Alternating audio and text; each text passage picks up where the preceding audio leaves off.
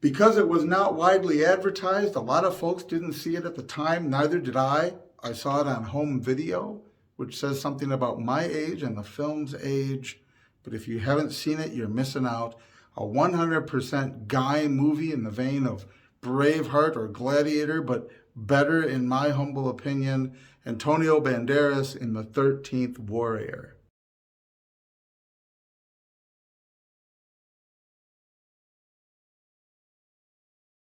I will not even attempt to give a full synopsis of this film.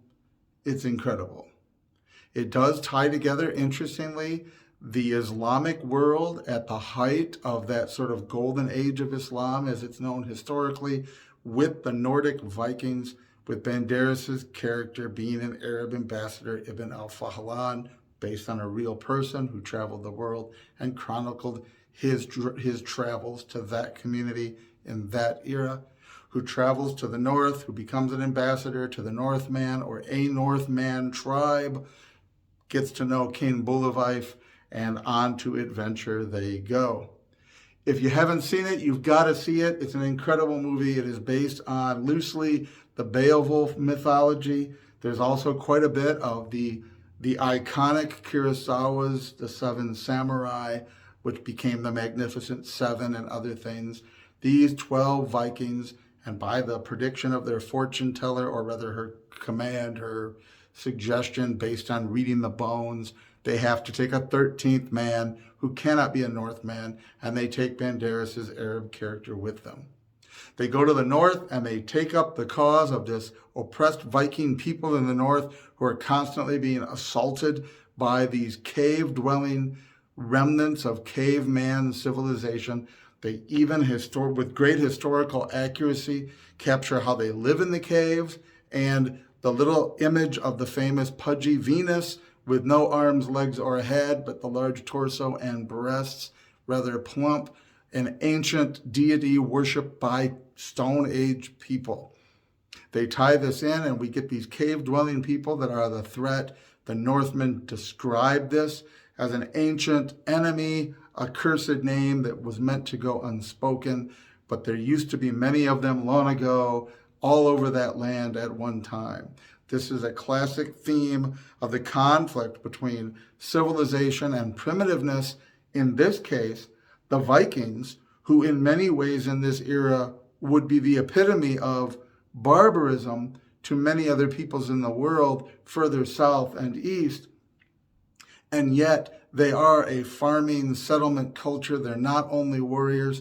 We see that their settlement is under attack because they are the ones building civilization to the opposition of these Stone Age savages who somehow or another still dwell in this area and have had some sort of resurgence.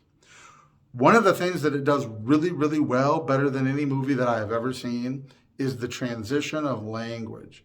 Usually when you got a movie made for Western audiences, people just miraculously speak English. And I'm sure the same thing happens in other cultures. You're not going to have a whole movie revolve around people not speaking the native language of the intended audience. And so you often have this, all of a sudden you're just imagining that you are hearing them speak your language, knowing that you are hearing, that they are actually speaking theirs, and it's being translated by the cinematic production.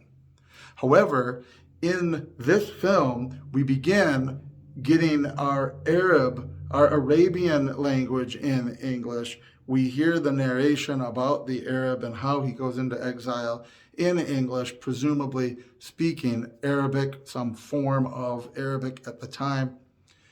As he encounters the Northmen, we actually get an episode where he is trying to find, he and Omar Sharif, who's his assistant and translator, trying to find a language in common with the Northmen. They try Greek and there's no response. They do try Latin, and a Viking directs them to a different Viking that knows Latin. And if you know any Latin or Greek, you recognize right away that they're asking, where is your king? And they ask it in Arabic, then they ask it in Greek, and then they try the Latin, and then finally the Latin works. And then you have connection and communication because of this, and we hear for a while the language being translated from the Latin into English because the Vikings describing things for the Latin in the Latin so that Omar Sharif can understand it. Then we're getting the English, presumably Arabian. But the big deal is on the travel north when he's been selected to be the 13th warrior, when Omar Sharif is left behind and he's traveling without a translator. We get scene after scene and quickly condensed so that we don't lose a lot of time on it. But we see night after night around the campfire and other activities he does, Fahlan, with the Northmen, that he's listening very keenly to what they're saying.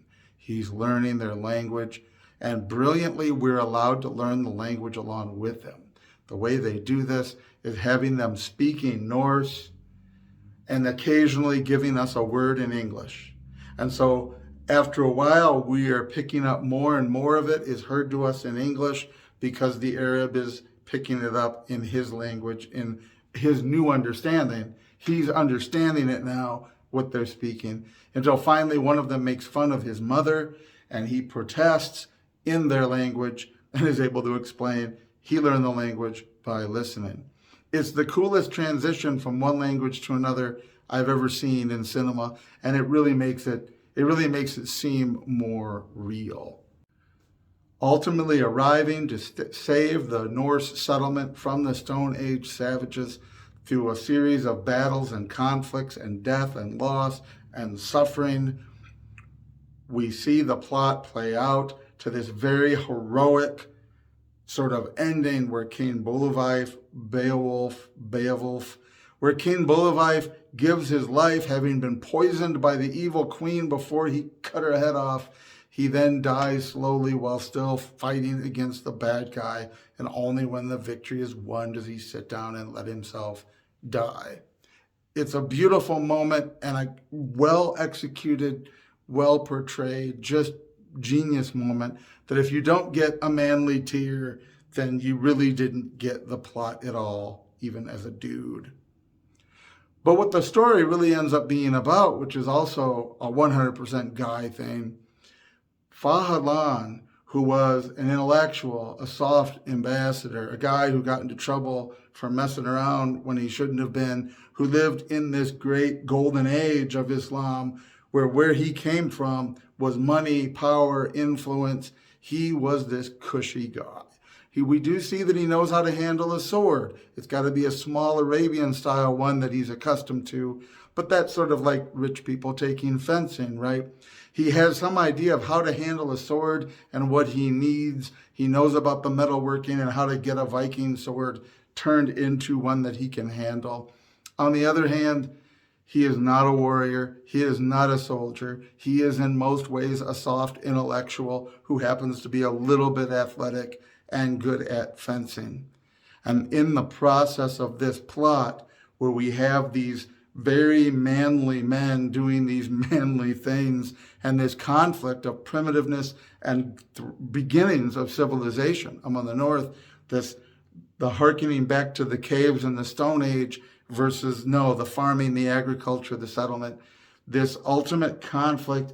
In the middle of this, we get Fahlan as a civilized man, maybe over-civilized, soft, wimpy, becoming manly like the men around him, learning to adapt and go with the flow, learning how to allow them to clean his wounds with cow urine because it will actually help disinfect instead of clean water, learning to live in the filth, in the muck, in the blood, to fight not knowing if you're going to return.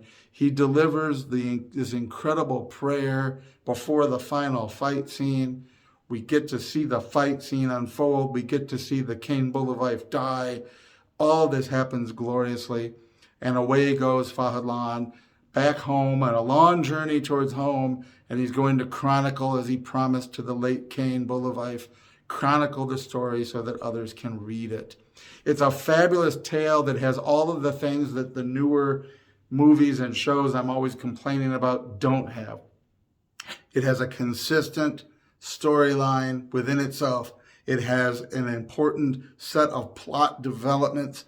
The way that it unfolds is both logical and satisfying. It has a message and a story. It has an incredible moral, several morals to the tale, but it has all the action and adventure, and it has that also in logical sequences. You learn more about the characters as you head north. You care enough about them that you're emotionally connected to their death. It isn't just thrown at you willy-nilly that you should care about people you don't know, like in new cinema. Weird plot turns aren't just thrown at you irrationally in an overuse and abuse of the God in the machine, but rather it's a consistent total narrative. It's one of those films that when I start watching it, I really can't stop watching it. If I take a break, I come back to it. It has to be in that order until it's done, because it is a complete, like a great piece of classical music. It comes together and has to be told in this one set. Now I'm going to go watch it again. Anyway, The 13th Warrior, Antonio Banderas, and there's a whole slew of other folks. I'll let you look that up for yourself. And watch it, love it. Let me know what you think. If you've seen it, clue me in below. What's your opinion of it? I think it's a fabulous, well put together film.